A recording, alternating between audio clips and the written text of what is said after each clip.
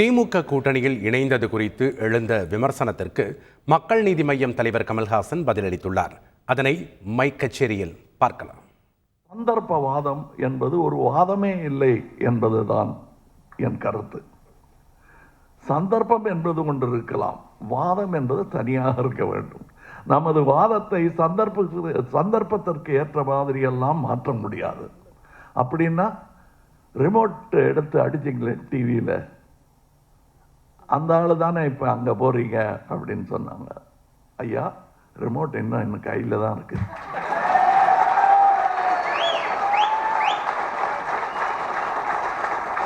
டிவியும் அங்கேயே தான் இருக்கு. ஏன்னா நம்ம வீட்டு ரிமோட்டு, நம்ம வீட்டு டிவி.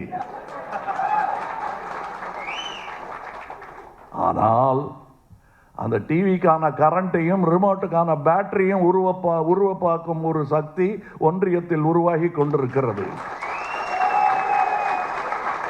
இதை நான் இனிமேல் எரிஞ்சா என்ன, வச்சிருந்தா என்ன,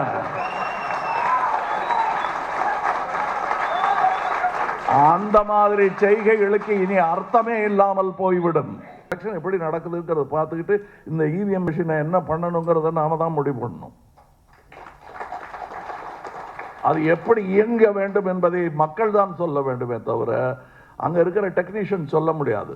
அதற்கான ஒவ்வொரு ஓட்டுக்கான ரசீதையும் நீ கொடுத்தால் இந்த மெஷின், இல்லை என்றால் நீங்க ஏதோ விளையாடுறீங்கன்னு சந்தேகமா இருக்குன்னா அந்த சந்தேகத்தை சொல்வது என்ன தவறு? அவர்கள் வணங்கும் ராமரே அக்னி பரீட்சை வைத்திருக்கிறார் அல்லவா? இந்த இவிஎம் மிஷினுக்கு கற்பு இருக்கிறதா என்பதை நாங்கள் சோதிப்போம். அதுக்கு இணங்க மறுத்தால் உங்கள் காவி தீவிலேயே நீங்கள் இருக்க வேண்டியதுதான். பாசிச சக்திகளை வீழ்த்தவே அரசியலுக்கு வந்ததாக திருவள்ளூர் தொகுதி காங்கிரஸ் வேட்பாளரும் முன்னாள் IAS அதிகாரியுமான சசிகாந்த் செந்தில் தெரிவித்துள்ளார். நான் மக்கள் பணியில் தான் இருந்தேன். இன்றைக்கி மக்களால் தேர்ந்தெடுக்கப்பட்டு மக்கள் பணியில் தான் வரப்போகிறேன். ரெண்டுமே ஒரே ஒரு லைன் தான். பட் இன்றைக்கி காலகட்டத்தில் இந்த ஒரு பாசிச சக்திகளை முறியடிக்க வேண்டும் என்றால் இந்த ஃபோரமில் தான் நம்ம ஃபைட் பண்ண முடியும். அது ஒரு IAS ஆஃபீஸரை நல்லா ஃபைட் பண்ண முடியாது. இன்னும் கூட பல இளைஞர்கள் சேர வேண்டும். என்னுடைய அரசியலில் அது ரொம்ப முக்கியமான ஒரு பகுதியாக நான் வைக்க போகிறேன். தமிழகத்தை காப்பாற்றணும்னா கண்டிப்பாக பிஜேபி ஆட்சிக்கு வரணும்னு சொல்லி தமிழிசை சவுந்தரராஜன் சொல்லியிருக்காங்க. தமிழகத்தை அவங்ககிட்ட தான் காப்பாற்றணும். தமிழகத்தை யாரை காப்பாற்ற? தமிழகம் நல்லா தான் இருக்குது, அவங்ககிட்ட தான் காப்பாற்றணும். செய்திகளை உடனுக்குடன் தெரிந்து கொள்ள உடனே சப்ஸ்கிரைப் பண்ணுங்க.